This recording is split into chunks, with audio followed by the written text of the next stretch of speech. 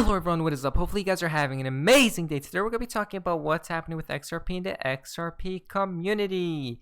Now in CoinMarketCap, XRP is at 20 cents. We can see we are a little bit in the green today, but I do want to take a second and say thank you to you guys for supporting the channel and for the few who became a member of the channel as well.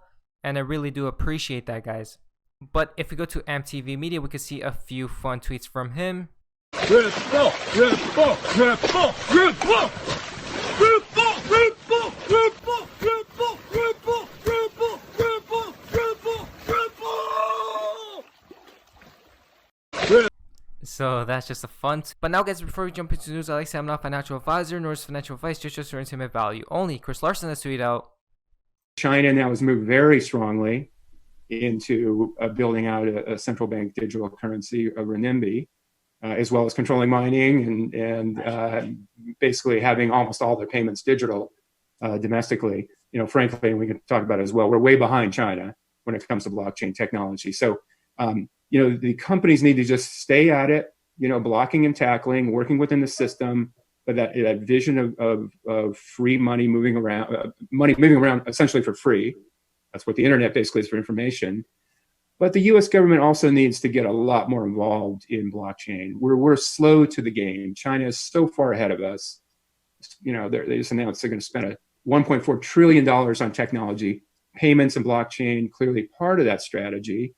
You could even argue the move to control Hong Kong more closely gives them an advantage in controlling two of the global financial centers. U.S. only has one, right? So the U.S. has got to...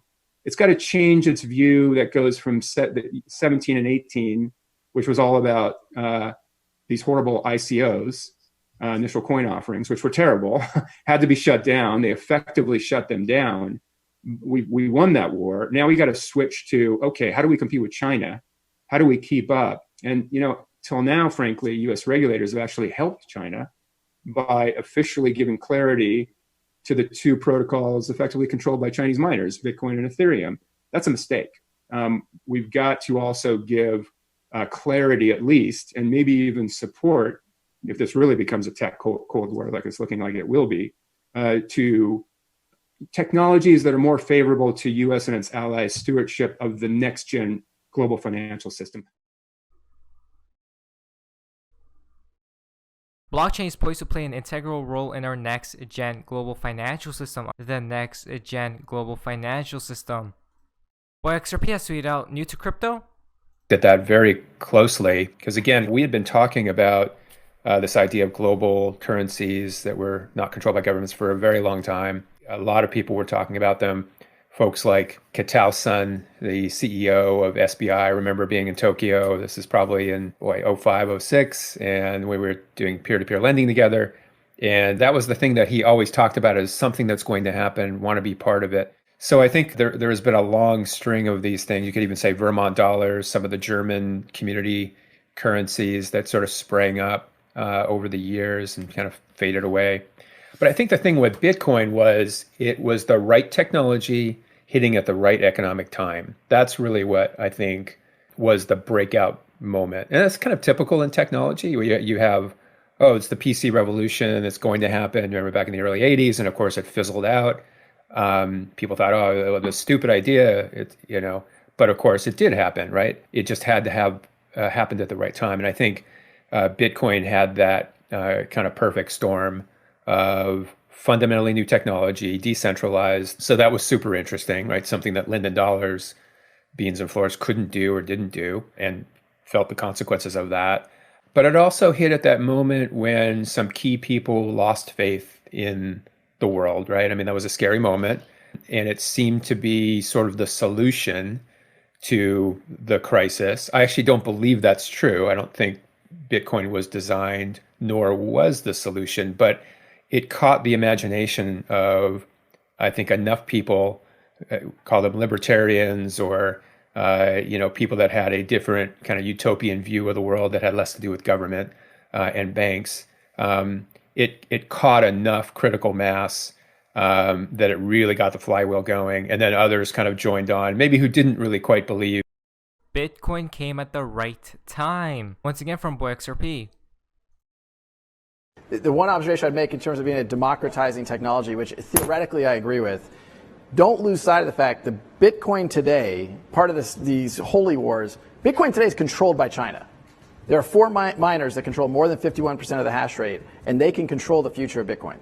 And I listened to Senator Warner this morning talking about the influence of China around technology.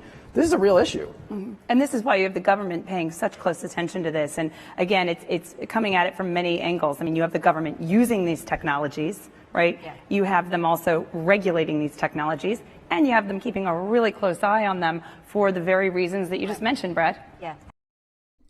They can control the future of Bitcoin.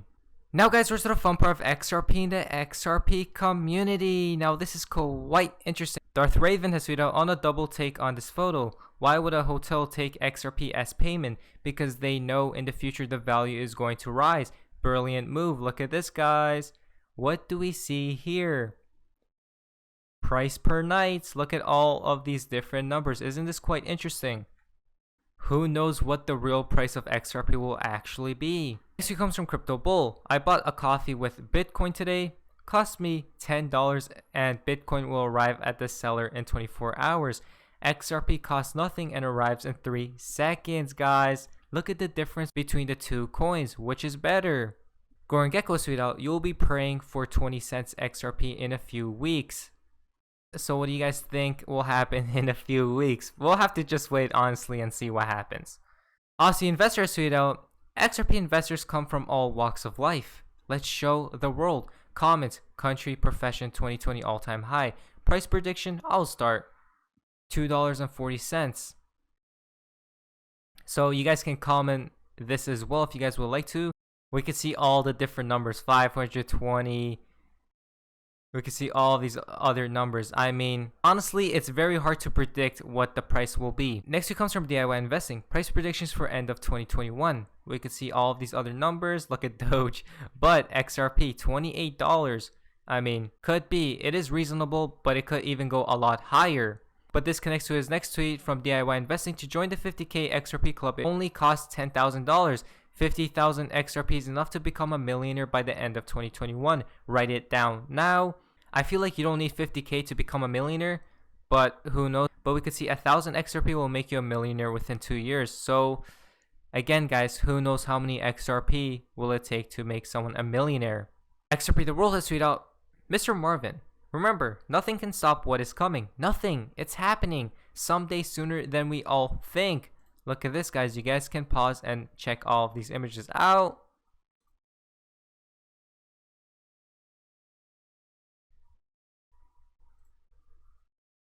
Patience, guys. Once again, just hodl and be patient. The final tweet for today's video comes from Chris. Swift will not be threatened by BTC. Now Swift is working with Ripple. Ripple is working with R3. China owns 80% Bitcoin. This has said he is after Bitcoin.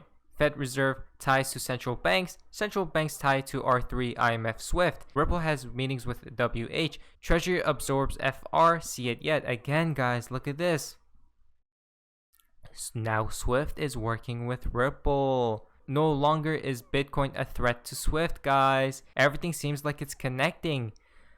But anyways, guys, hopefully you guys did enjoy today's video. If you guys did, please leave a like, subscribe if you guys haven't already. Feel free to be a member of the channel. I'll see you guys in the next video. Hopefully you guys are having an amazing day. And you guys, see ya. This is the beginning of the greatest economic cycle this country has had since World War II. And I knew the things that Donald would do. And he hasn't even got started. But this is the eye of the motherfucking storm, the perfect storm. It ain't never going to get any better. Never. This is perfect for the QLA model. If I could have written a prescription or a formula, I couldn't have written it any better. Low interest rates, money's free, you stupid. Massive chaos. And Donald's going to rip the mother economy apart. And he's going to for practice in a good way. This is it. It ain't never going to get anything better. This is like a multiple orgasm the rest of your life, you fucking slags that are in the audience. This is it. Sometimes I don't want to hear what Dan has to tell me. But as I wrote in one of my blogs, the old man, he's always right. Because he's telling you what you don't want to hear about yourself, but what you know is true. And that is, you're not stepping yourself up. You're not stepping your game up. And you get caught up in fear. As Dan says, false expectations appearing real.